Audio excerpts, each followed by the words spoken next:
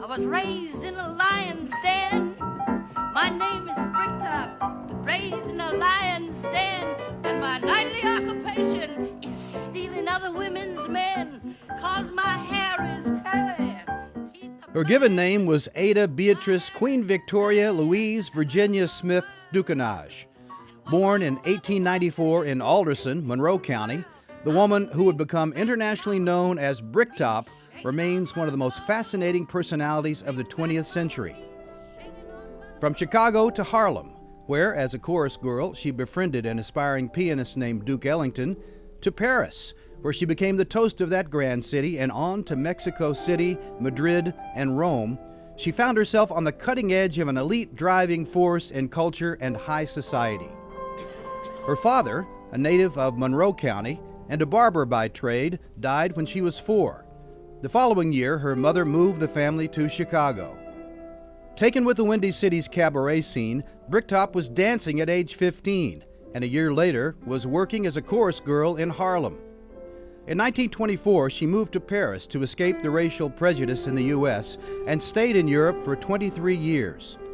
She left her favorite city only when the Germans were marching down the Champs-Élysées. Along the way, her patrons, friends, and protégés included F. Scott Fitzgerald, Langston Hughes, Noel Coward, Paul Robeson, Ernest Hemingway, Fred Astaire, Picasso, John Steinbeck, Gloria Swanson, Josephine Baker, and Salvador Dali. In fact, Steinbeck was once thrown out of her club for ungentlemanly behavior. He regained her affection by sending her a taxi full of roses. Enchanted with the red-haired, cigar-smoking queen of the cabarets, Cole Porter enlisted her to teach guests the Charleston at his lavish parties. He also wrote Miss Otis Regrets, his strangely charming and oft-covered murder ballad specifically for Bricktop. She drew a gun and shot her lover down, madam.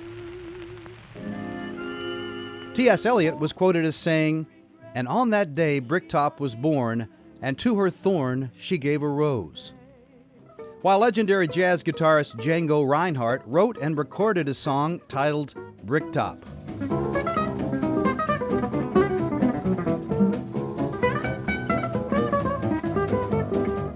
Bricktop also proved quite resourceful herself. After fleeing Paris in 1939, she opened a cafe in Mexico City in 1944.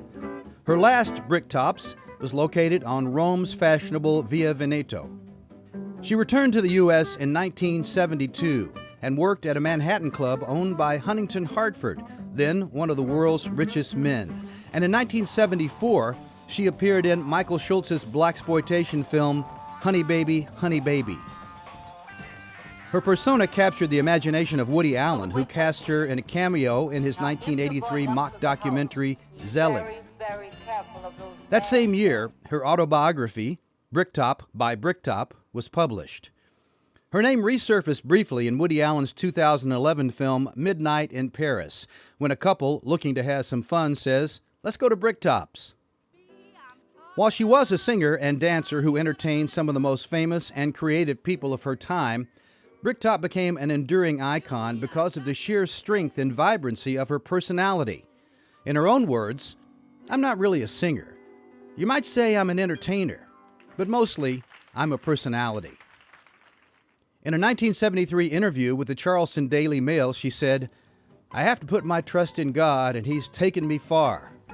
Soon I have a feeling He's going to take me to West Virginia, and I can just hear my mama in her grave laughing and saying, 'There's my baby, back home at last where she belongs.'" Bricktop died on New Year's Eve, 1984, in her New York apartment at age 89.